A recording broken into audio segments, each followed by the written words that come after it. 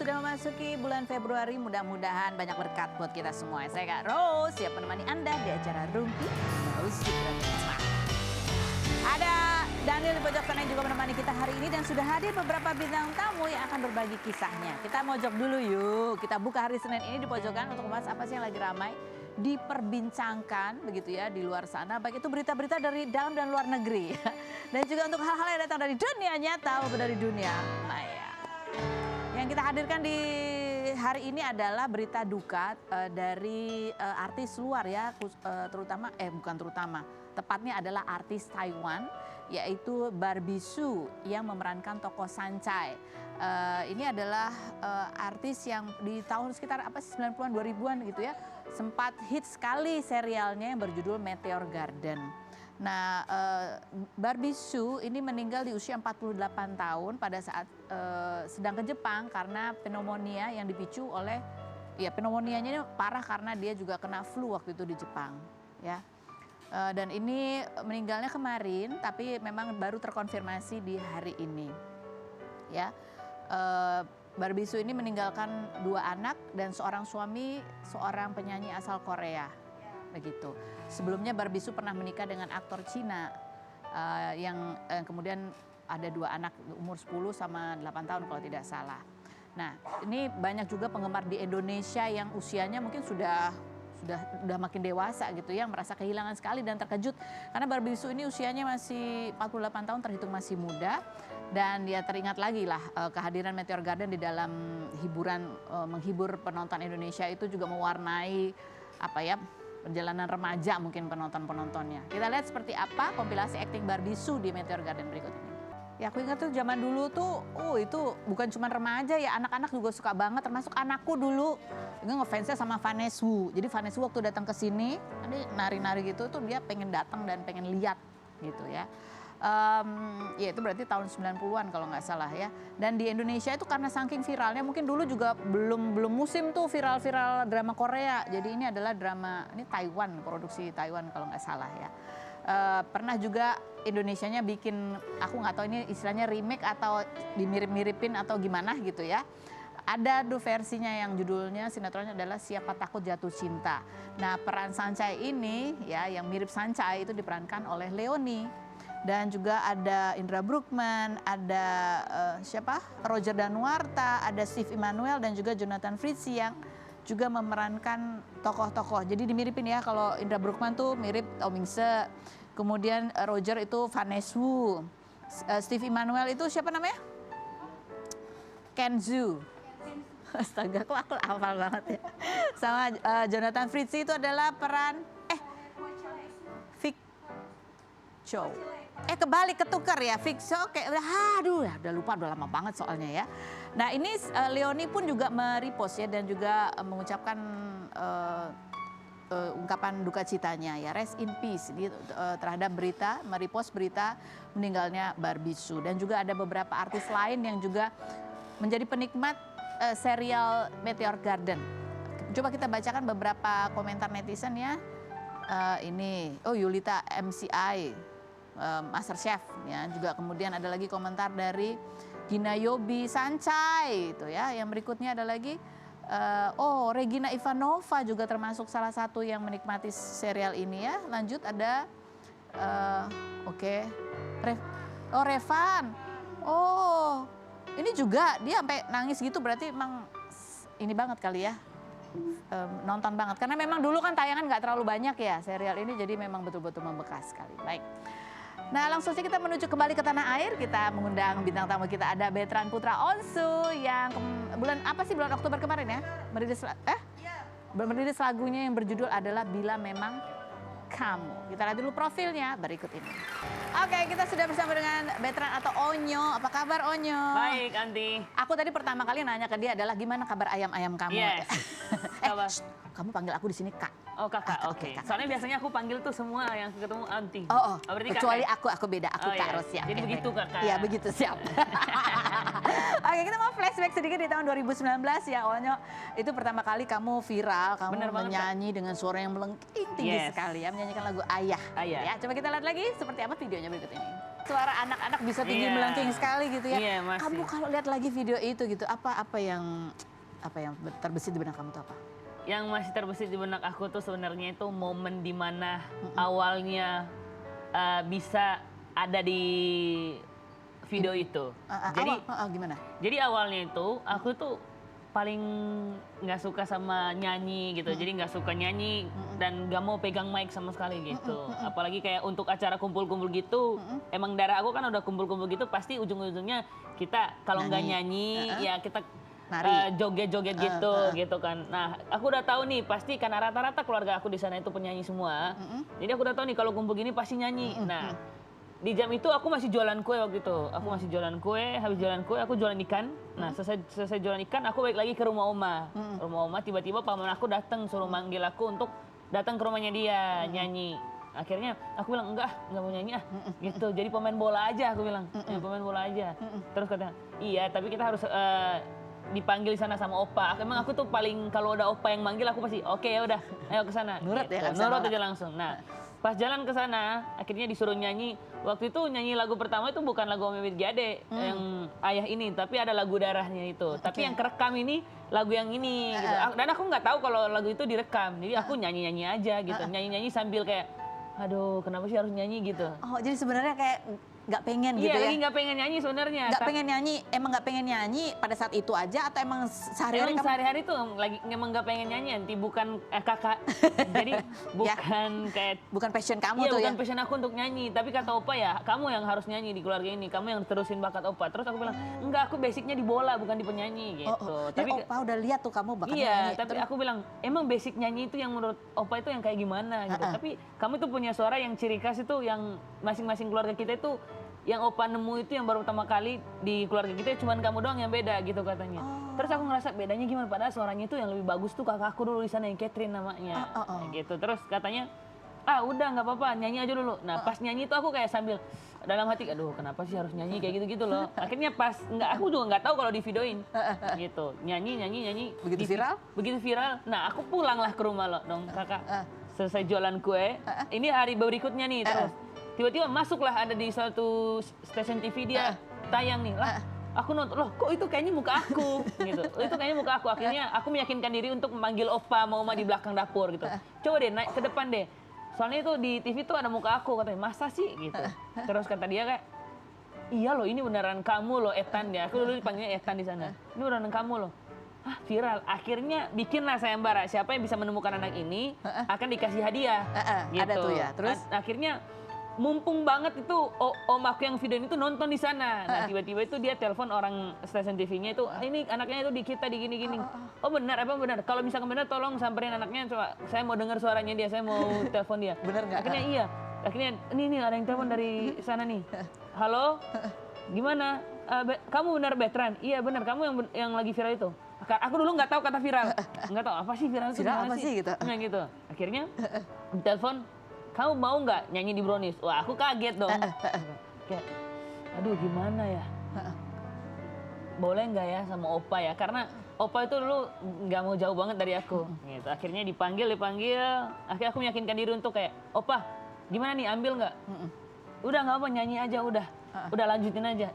Waktu itu aku lagi demen-demennya bola, kakak. Jadi demen-demennya dipanggil, udah deh sampai segini. Sampai di sini sekarang ya, karir.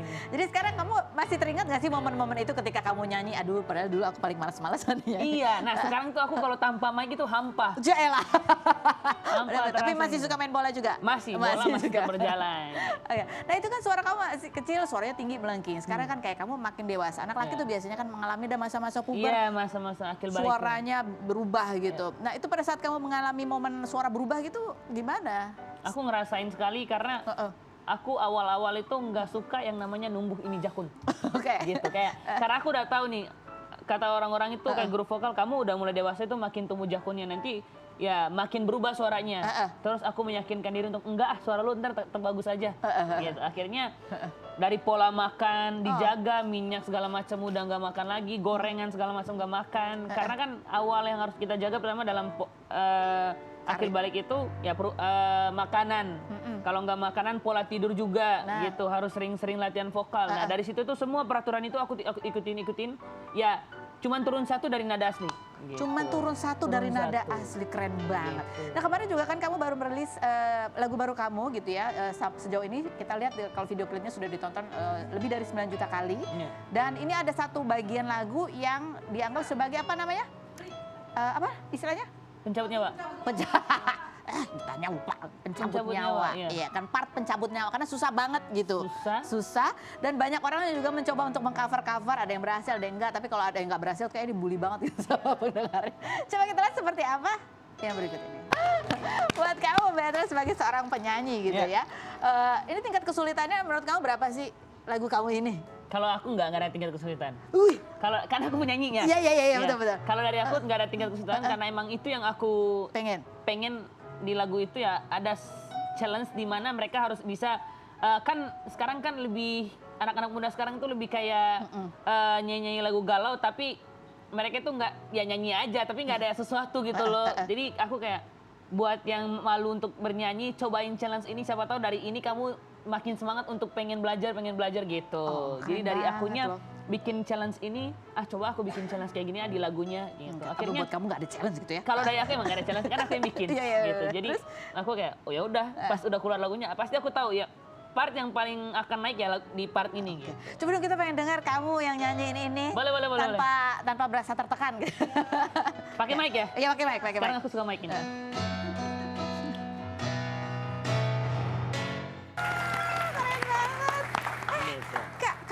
Iya, kan kamu emang udah gift-nya emang suaranya bagus gitu ya. Nah terus sekarang sebagai penyanyi, kamu punya ritual apa tuh sehari-hari? Supaya ya untuk menjaga vokal, kan ada beberapa yang begitu nyanyi live, mungkin lagi kecapean atau apa, itu kan suka meleset-meleset. Iya, jadi kalau dari aku itu vocalizing itu perlu.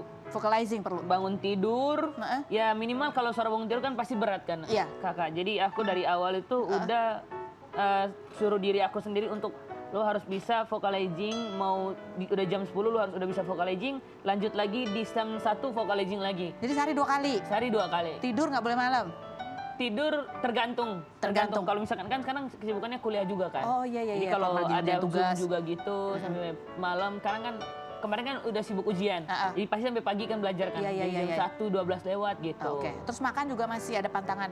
Dari akunya udah bikin peraturan sendiri, nggak boleh makan minyak, nggak boleh makan pedas. Kalau misalkan mau makan pedas di hari di mana kamu nggak ada jadwal syuting atau nggak ada jadwal buat ngeluarin suara untuk nyanyi. Gitu. Kamu sih hebat banget loh ya, Masya Allah. Kamu disiplin terhadap diri sendiri. Iya, itu dia yang paling susah. Karena ketika kita lagi syuting nanti, kakak, ya. Aduh, ketika kita lagi syuting kamu juga lama-lama biasa. Ketika kita lagi syuting, itu di mana aku harus bisa menahan di mana namanya nasi padang, di mana bisa nahan itu goreng-gorengan yang buat aku kayak harus makan ini. Anak-anak muda seharusnya makan ini nih. Di tongkrongan lu harus makan ini. Tapi dalam hati aku adalah lebih mikirin untuk gimana ke depannya gitu. Kalau rusak kan itu kayak sayang sekali. Itu dari kamu sendiri tuh pikiran sendiri. Dari kamu atau ada yang nasihatin kamu untuk ayo? Dari bunda juga nasihatin, sama ayah juga nasihatin untuk kayak, tentunya ya. Kamu harus bisa ngejaga diri kamu, apalagi suara kamu, karena bekal kamu ke depannya itu ya ini. Oke, kita ngomong ke depan juga ya. Untuk Beatrice udah makin dewasa dong ya. Boleh. Wajar lah kalau udah mulai suka-sukaan ya kan. Oke Beatrice, kira-kira kriteria yang akan jadi pacar kamu kira-kira nih ya. Menurut kamu 1 sampai 10. Kamu kasih nilai ya. Ini semua adalah cewek-cewek cantik. Tapi ada beberapa sifat atau kelakuan. Itu nilainya jadi berapa gitu ya. Mukanya cantik banget. Tapi dia juga kerja di dunia entertain juga yang sama. Itu buat kamu nilainya jadi berapa untuk jadi pasangan kamu? 7. Oke. Wajahnya biasa aja, tapi dia kalau masak seenak masakan bunda. 9,5. Oh, 9,5. Lebih itu ya. Oke. Cantik banget, tapi anaknya manja banget. Nggak bisa masak, nggak bisa bersih-bersih rumah gitu. 5 aja. 5 aja, oke. Gue cari yang keibuan berarti ya. Wajahnya biasa-biasa aja, tapi dia pinter dan independent woman.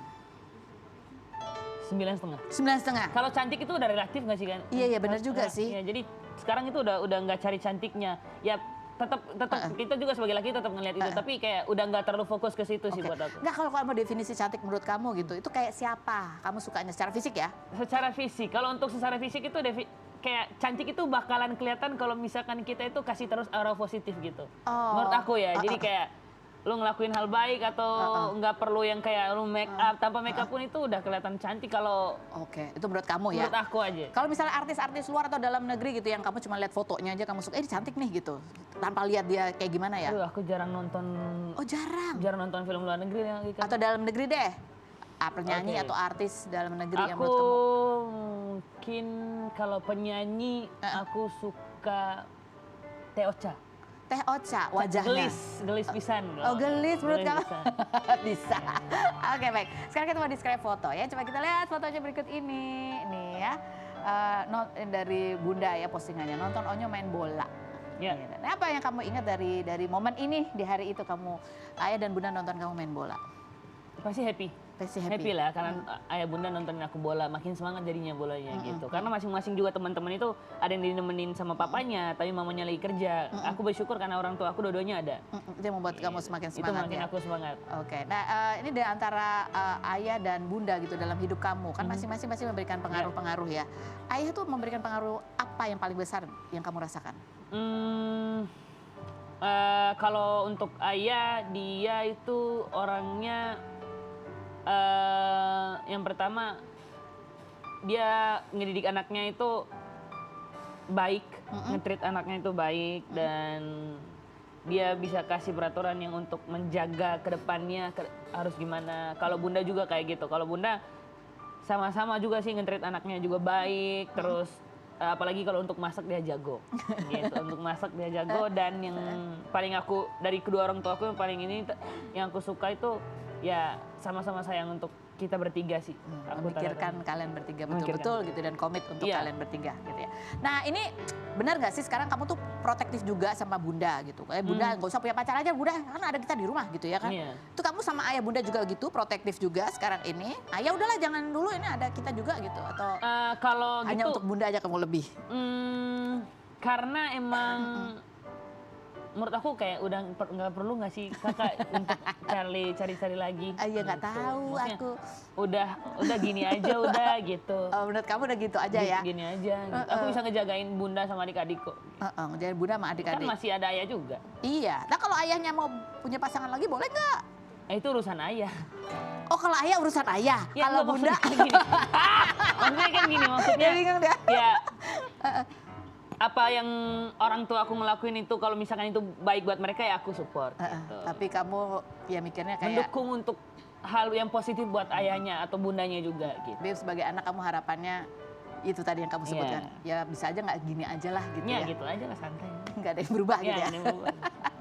Oke, sekarang kita mau nanya, ini termasuk sifat-sifat atau kebiasaannya ayah banget atau bunda banget ini yang paling sering hubungin Onyo sehari bisa 2-3 kali itu siapa? Dua-dua gimana nih? Ya, lebih ke bunda atau ayah banget yang paling sering ngubungin kamu? Ayah bunda sih. Dua-duanya sama. Oke. Siapa yang paling detail mantau kamu di sekolah? Bunda. Bunda. Siapa yang paling kamu takutin kalau lagi marah? Dua-duanya. Dua-duanya. Oke. Siapa yang lebih banyak peraturannya?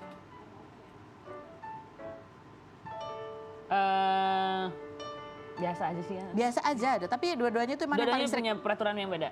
Oh, dua-duanya punya peraturan yang beda. Misalnya? Kalau bunda, kalau peraturannya itu dia yang penting adalah jujur. Yang penting itu jujur, jangan bohong kalau untuk bunda. Kalau ayah? Jujur, bohong kalau di mana-mana harus laporan gitu. Kalau ayah itu kayak udah lo kalau mau bergaul ya bergaul aja gitu. Tapi yang paling pertama adalah nggak boleh melakukan hal yang tidak baik gitu. Sama juga sih bunda juga kayak gitu. Saling melengkapi lah. Saling melengkapi gitu.